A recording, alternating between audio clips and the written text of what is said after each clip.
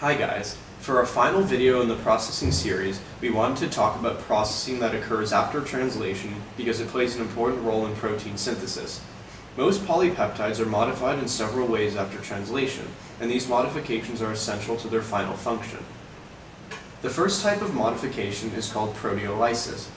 Proteolysis is the cutting of a polypeptide chain. This reaction is catalyzed by enzymes called proteases.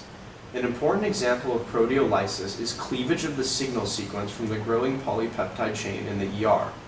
Sometimes, removing the signal sequence is important so that the protein does not move back out of the ER through the membrane channel. A less positive example of proteases are their roles in some viruses, like human immunodeficiency virus, commonly known as HIV. Basically, the large viral polyprotein of HIV cannot fold properly unless it is cut out. Certain drugs used to treat AIDS work by inhibiting the HIV protease, thereby preventing the formation of proteins needed for their viral reproduction. Another type of processing is called glycosylation. Glycosylation is the addition of sugars to proteins to form glycoproteins and usually occurs in the ER and Golgi. There, enzymes catalyze the addition of various sugars, or short sugar chains, to certain amino acid R groups on proteins.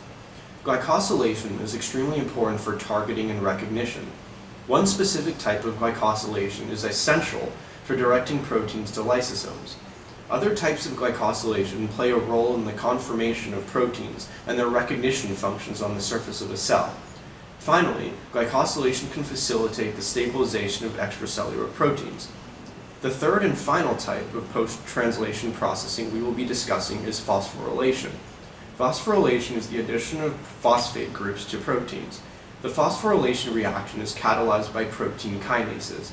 The charged phosphate groups are able to change the conformation of a protein, exposing the active site of an enzyme or the binding site for another protein. This process plays an extremely important role in cell signaling and the cell cycle.